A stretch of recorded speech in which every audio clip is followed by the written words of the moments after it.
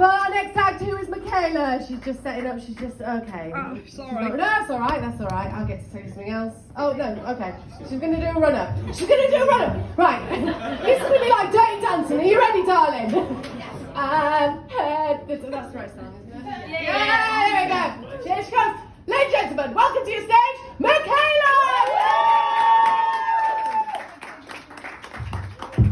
That was unfortunate. Thank you all very, very much. I was saying, welcome to the beautiful audience, but mostly comics here. So hello, everyone. It is a beautiful audience, though. A little bit about me. I've recently got a lot of new hobbies. Because you know, you get to a certain age and you kind of have to, ADHD does that to you. So I like, it turns out I actually like macrame and medieval poetry and pegging. You look a little bit confused. Shall I explain it to you to what it is? It's fine, don't worry. It's a bit like, imagine bondage for really lonely people. That's what macrame actually is. So, you guys are cute. Are you here on a date? Is this a date? Yes?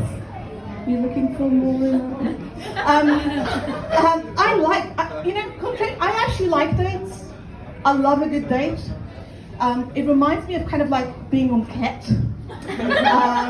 Because no matter what happens, you're up your night in the same way, you know, home alone, depressed, masturbating to Harry Styles. It all turns up in the same way, really. But which is a good thing, actually, because I've had a bit of a shit week.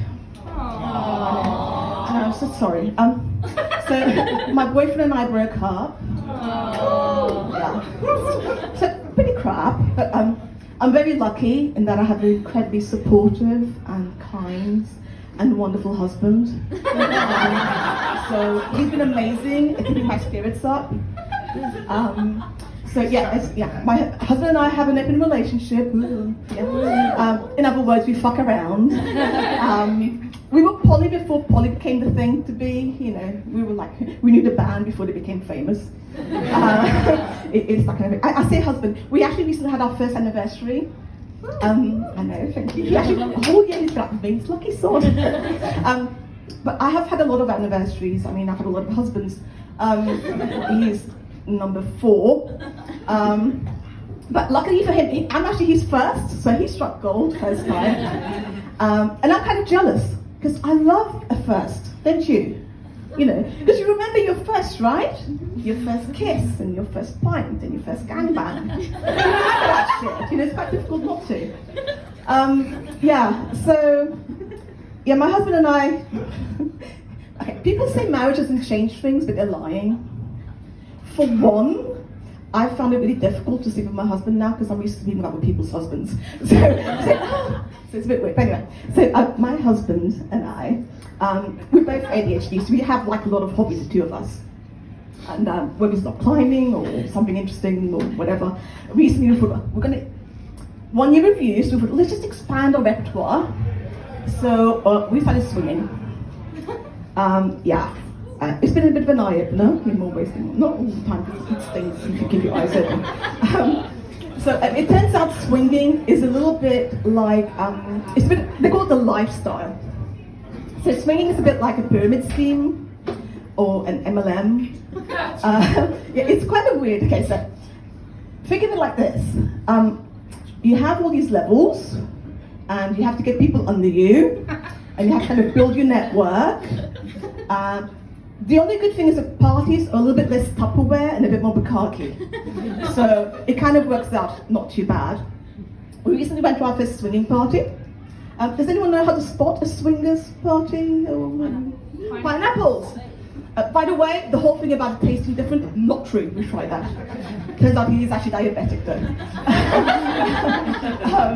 Pineapples. The other thing I've noticed recently is a lot of the parties we've been to, they have those little wicker hearts on the window. You know the ones I mean? Your mum has one? You bitch. Yeah, so I said hi. So we went to our first party recently, and it was a little bit less Love Island, a little bit more Antiques Roadshow than I was expecting. Luckily for me, my husband was raised Catholic, so dirty old men are his specialty. So he was very hard to handle, so it was fine. So we walked in and he kind of gave us the rules. So he's got a couple of ground rules. I think that's quite important to have rules when you go to somewhere new. First one was downstairs for mingling, upstairs for fucking. So just kind of like keep the area separate. Second one was no matter what happens, and this is on pain of death, no shoes in the house. We might be perverts, but we're not savages. So after a little while, so he kind of looked us around, introduced a few people, we did a bit of mingling, a little bit of eye fucking, you know. Yeah, don't look away. You know you want it. Yeah. We'll come back to that one later. So after a little while, we actually ventured upstairs, and it was interesting. So one of the things about polyamory and everything in general, but especially with sex parties, that consent is sexy. I think we'll agree to that. And it turns out I learned something new. So you lucky people get to learn something new today. So we were upstairs, and keep your eyes open because you never know what can come at you. I've noticed all these guys kind of like walking around and kind of like not being in, because consent is sexy, you have to kind of be invited in to join. And no one was actually kind of really doing it, so they were just walking around touching themselves, and it turns out they're actually called phantom wankers. So that's a new term for you all, leave you that down.